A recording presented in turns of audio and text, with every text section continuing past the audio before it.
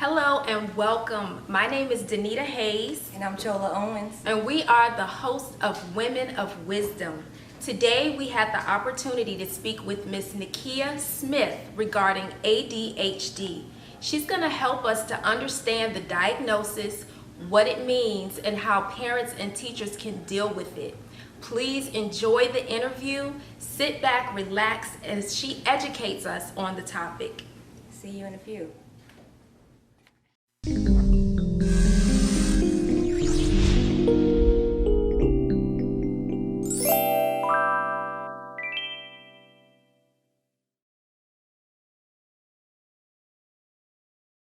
Welcome back. We are here today discussing a very important topic, ADHD, and we have a beautiful guest here today. Her name is Miss Nikia Smith, and she has agreed to come on the show and just enlighten us a little bit more about the subject of ADHD. Nikia is the CEO and founder of Hearts Full of Grace, which is a non-profit organization.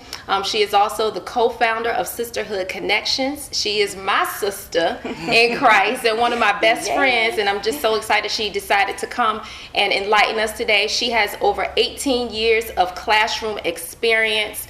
And that is with preschool, elementary, middle school, and high school students. So she is going to be an awesome guest today for us to give us some enlightening on the subject of ADHD. So hi, Nikki, and welcome. Thank you so much for coming out. We really do appreciate it. Well, thank you for having me. I'm just excited to be here, of course. Love seeing you ladies in this platform. It's an awesome opportunity, and so, I'm grateful to God that He placed you all in this position. Yes, Amen. yes. Thank you. So tell us, Nikki, you're in the classroom with the different types of students, and tell us, as a parent, how does it, and you're a teacher, so you see how the kids are in the classroom. Mm-hmm. Tell us your experience with some of these children who are diagnosed with ADHD. Okay, so if I come from the perspective of a parent first, I'd like to say that because I am a mother of 4, and I am blessed with amazing children, and one of my children does learn a little differently. We kind of label them as learning disabilities. I just like to say that they have a different way of learning. I don't necessarily like to view it as a disability. Good. But I like that. So I have experience with working with children even outside of my classroom. So the first thing I say as a parent, I am my child's greatest advocate. So it is my responsibility to ensure that whatever decisions are made are in the best interest of my child. So if I'm a parent and I have a child who's been diagnosed with ADHD, I want to first build a very strong and firm relationship with the teacher, with the counselor in the school, even the principal, even the cafeteria workers, so they can understand how sometimes my child may respond differently to different circumstances or situations before after the diagnosis has been extended and it is time to decide on the treatment. I want to ask my pediatrician or my child's pediatrician some questions. I'm not just going to accept that you're going to be put on Ritalin or you may be put on another drug, a stimulant or a non-stimulant. I want to talk about these drugs that we are possibly considering for the treatment. I want to know the research behind the drugs. What are the short-term effects of the drugs? All medication, have side effects. What are the long-term side effects of the medication that my child, will be placed on? I want to also talk about other options for treatment, a holistic approach. Let's look at not just the medication, but let's look at seeking counseling services. Let's look at some other treatments that will involve behavior therapy. Let's talk about ensuring that there's a plan in place in the classroom that can transcend from the classroom to the household. And I'm going to get people in my family involved in this also. So there's consistency and there's structure and there's a level of compassion for this child. I'm going to make sure as a parent that I'm not blaming them for their hyperactivity. I'm going to make sure that as a child, as a parent, I'm reinforcing positive behaviors and I'm praising them when they're doing the right thing. And so at home, I'm going to have a plan in place that will say, when you take this step, this is how I will reward you. And when you get that reward, I'm going to praise you, and we're going to celebrate, that achievement and that accomplishment. That's awesome. Absolutely. An awesome mom, an awesome Yes. teacher. I would love to have you be my child.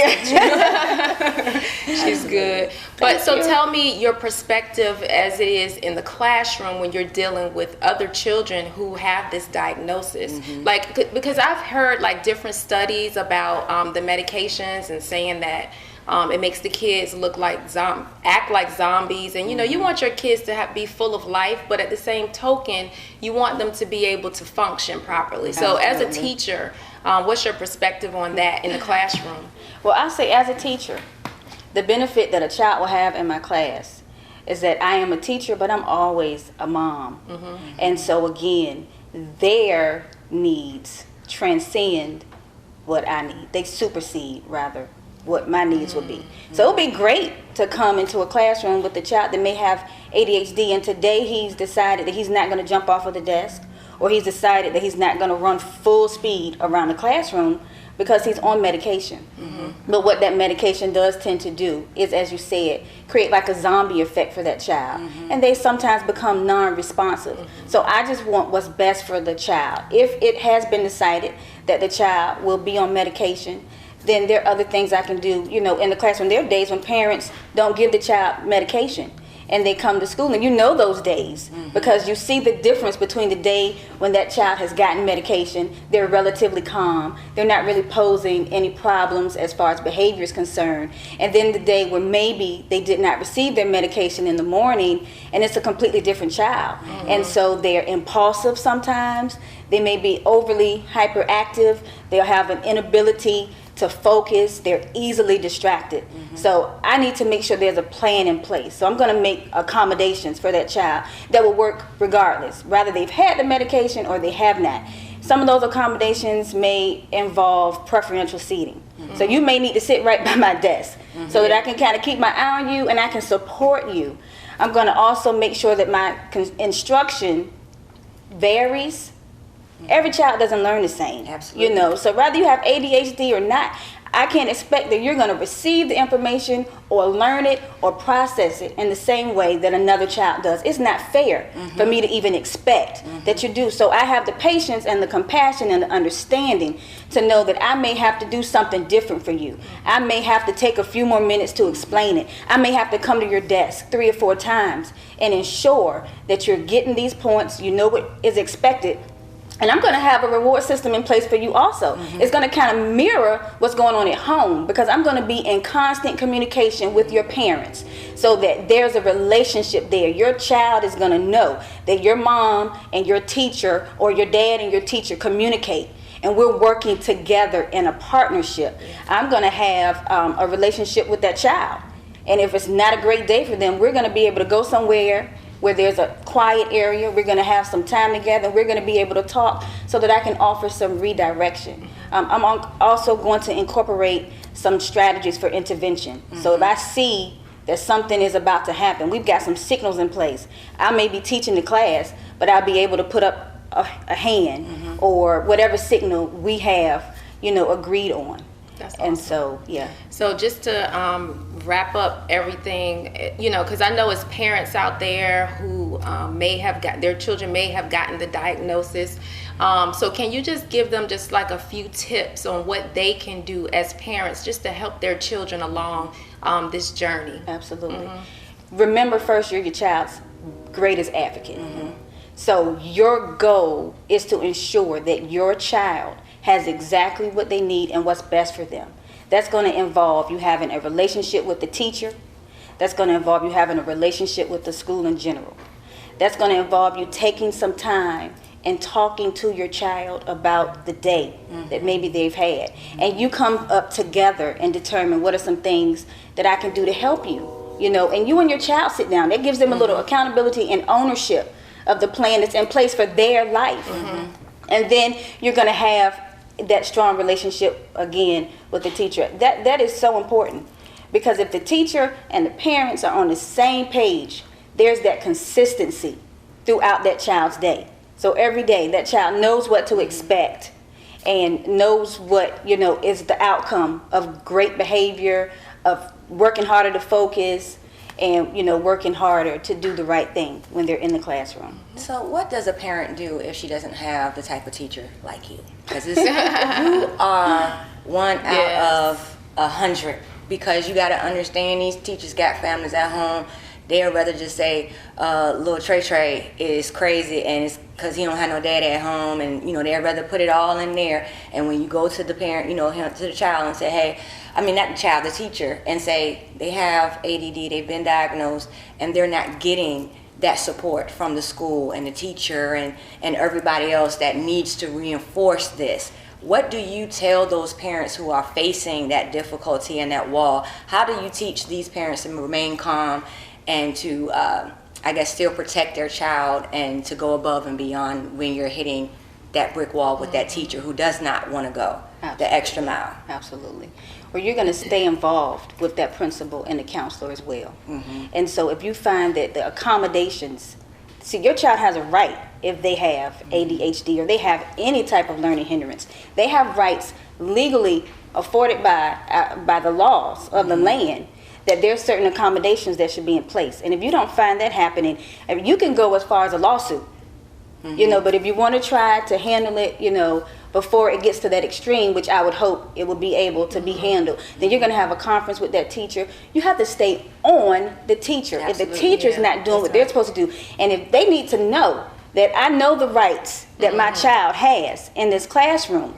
And so you are going to do your job. As a teacher, you accepted the responsibility and the accountability. So we're going to have a conversation. That parent is going to document every interaction that they have. When their child comes home and says, this happened, that happened, you're going to document what your child is seeing. You're going to meet with the teacher, you're going to meet with the counselor, you're going to meet with the principal. And if it has to extend beyond that, understand that you have that right, or that parent has the right to do that. And you do whatever you have to do to advocate for your child. If you can't go and sit in the classroom, sometimes send grandma, send auntie, let them know that there is a presence. And there are parents, rather it's one or two, or rather it's grandma or auntie that takes care of us. We care. And you're going to take care of my child when my child is in that classroom. Absolutely. Amen. Come on now. Absolutely. One more question for you. Okay. Do you have, as far as with, have you seen kids being labeled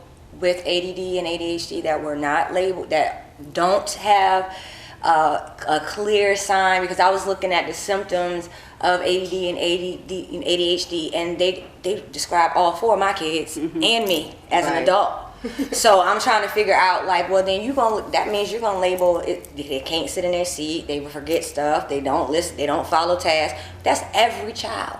So how do you encourage parents to not let these doctors go out here and labeling their kids and putting them on medication? Now I know some mothers out here who do it just so they don't have to be a mother to their child. And I will say, my mother opted out of not putting me on it. I was diagnosed at 5.